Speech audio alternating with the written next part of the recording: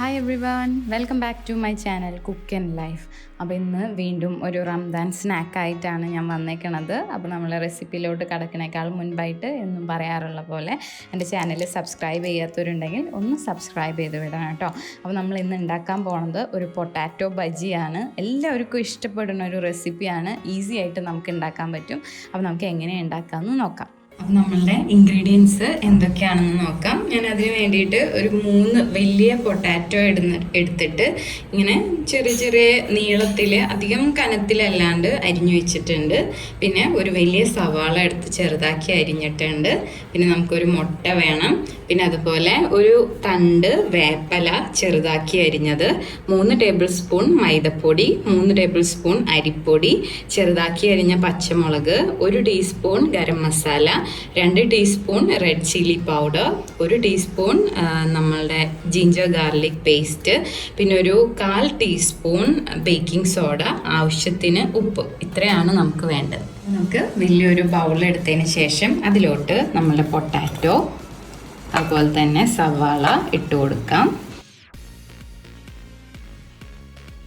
ഇനി നമുക്കതിലോട്ട് നമ്മൾ എടുത്ത് വെച്ചിരുന്ന സ്പൈസ് പൗഡേഴ്സും പൊടികളും എല്ലാതും ആഡ് ചെയ്ത് കൊടുക്കാം.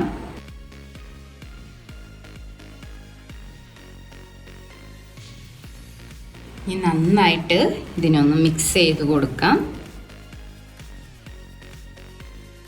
നമ്മളിതിനെ നന്നായിട്ടൊന്ന് മിക്സ് ചെയ്ത് വെച്ചിട്ടുണ്ട്. ഇനി ഇതിലോട്ട് നമ്മൾ എടുത്തു വെച്ചിരുന്ന ഒരു മുട്ട പൊട്ടിച്ച് ഒഴിച്ചു കൊടുക്കാം. ഇനി നന്നായിട്ട് വീണ്ടും ഒന്ന് മിക്സ് ചെയ്ത് കൊടുക്കാം. അപ്പോൾ നമ്മളുടെ മസാലയൊക്കെ ഇട്ട് നന്നായിട്ട് കുഴച്ച് ഈ ഒരു പരുവത്തിലാണ് നമുക്ക് വേണ്ടത്.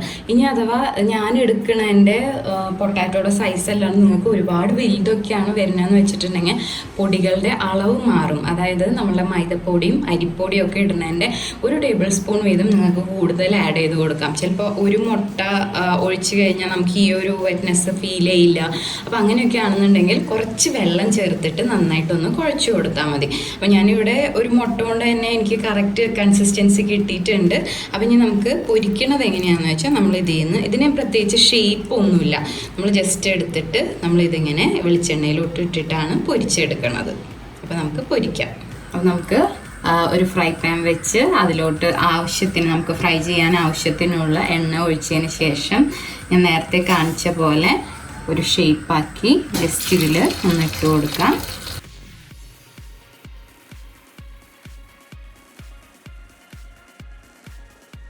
നമുക്കിവിടെ നമ്മളുടെ പൊട്ടാറ്റോ ഫ്രിറ്റേഴ്സ് അഥവാ പൊട്ടാറ്റോ ബജ്ജി ഇവിടെ കറക്റ്റായിട്ട് വെന്ത് വന്നിട്ടുണ്ട്.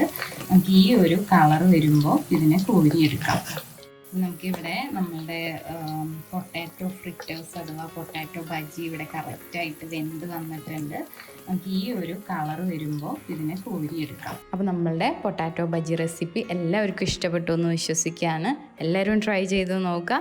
അതുപോലെ നമ്മളെ വീഡിയോ ഇഷ്ടപ്പെടുകയാണെന്നുണ്ടെങ്കിൽ ലൈക്ക് ആൻഡ് കമൻറ്റ് അടിക്കാൻ മറക്കരുത്. അപ്പോൾ വീണ്ടും നല്ലൊരു റെസിപ്പി ആയിട്ട് നാളെ കാണാം. Until then, take care. Bye bye.